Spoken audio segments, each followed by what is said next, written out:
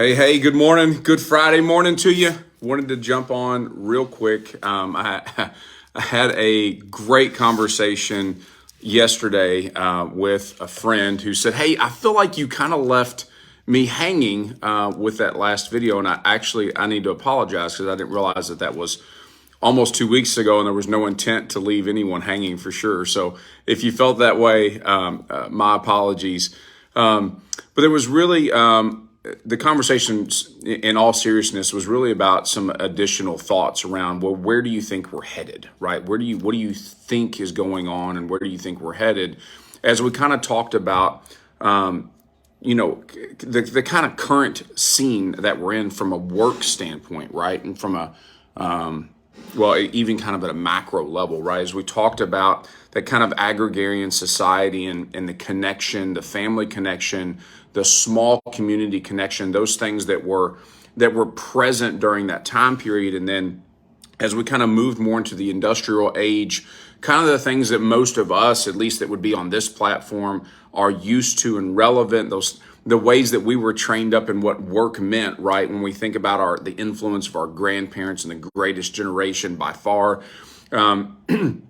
and then boomers to follow, and all of their kind of ideas, mindsets, thought processes around work, around relationship, right? Because I think that it's probably fair to say that those two generations thought about work and relationships very differently than where we are today. And I think what we're maybe even what we're yearning for, what we're thinking about, what we're feeling inside, but maybe not being able to communicate effectively, right? Is that we're yearning for those days of connectivity, and for work to have a little more purpose. And so as I was kind of just in that conversation, it was naturally kind of flown, and we were talking about this kind of shift into, and we've been in the information age for a few years, right? Maybe even a decade, but in the macro scope, 8-10 years is a blip, right? It's a drop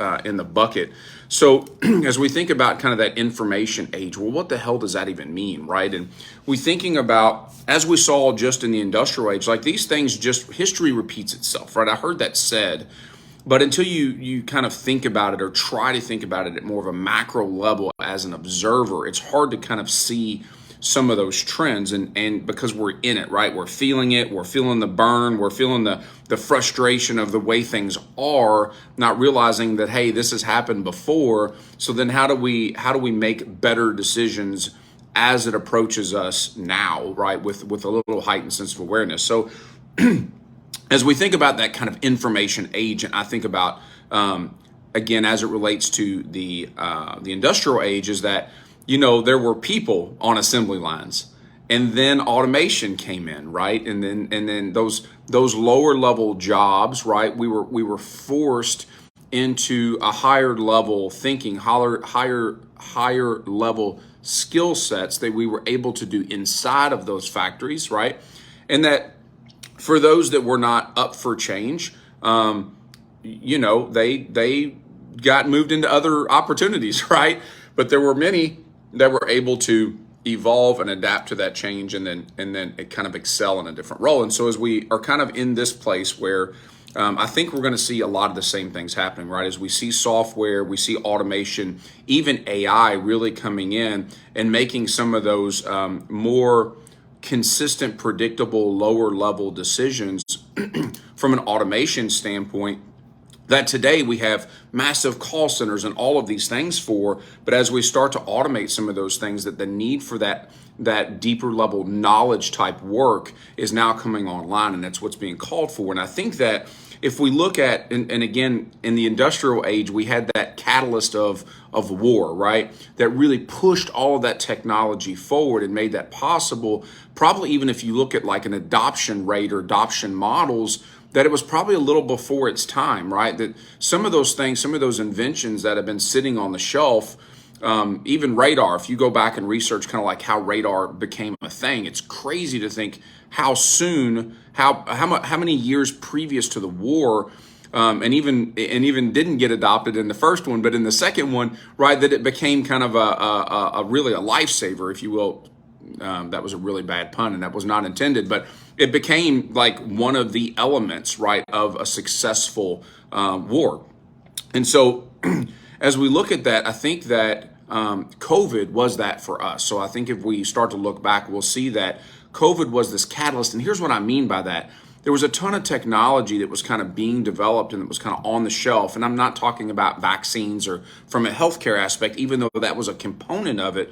But I'm talking about work, day-to-day work, where people, companies were investing at a low level in R&D around automation, around AI, and those types of things. But as COVID happened, where there was some excitement, some R&D generated, but when COVID happened, the demand for that shifted significantly on that bell curve, right? Of in that time standpoint, where usually those things take several years for any type of adoption. When COVID happened, the world asked for these things sooner than what they were really ready to deliver on. And so as we think about that, also the context of people working from home, right, being disconnected from everybody, there were some benefits to that, right? We were able to kind of get, for many of us, really centered and really grounded. And then as that continued and fear ensued, that some of us almost went a little crazy, right? But as we think about that, it really gave us opportunity to really consider the work that gets done, right? How the work gets done and where the work gets done.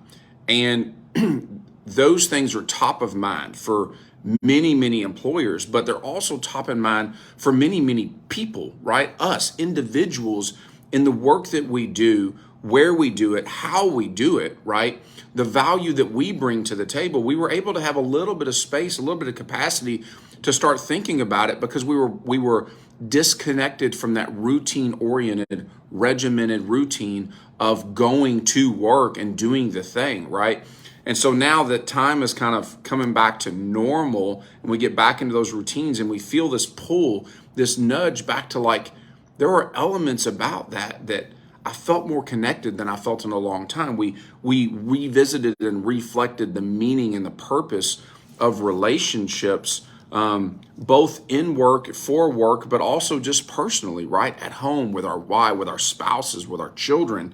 And so we're able to kind of reflect and reconnect, right? And which really brought in the questions of a little bit deeper meaning in the work that we're doing, what we're doing, where we're doing it, who we're doing it for, and also who we're doing it with. And I think that those kind of three things there at the end will continue to show up and people will continue to explore at a much higher rate. And that's where we're getting the quiet quitting, the Great Recession, all of these things, is that people recognize that they've got a little more agency than what they were giving themselves credit for, a little more grace.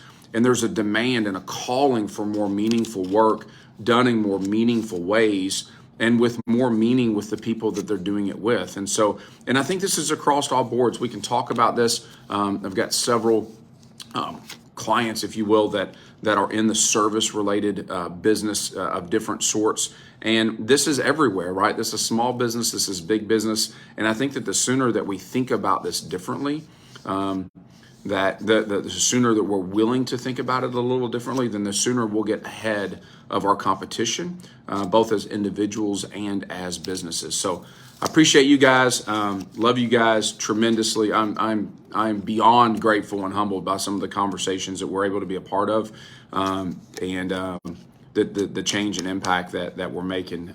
It's incredible. So thank you for that. And I look forward to connecting again real soon. Had some great experiences this past weekend at a horse show that I'd love to share with you. Just some phenomenal connection, amazing leadership lessons that just came out of watching, untamed horses, if you will, and then artists do their thing. So I appreciate you all. Love you so much. Have a great weekend, and we'll talk soon.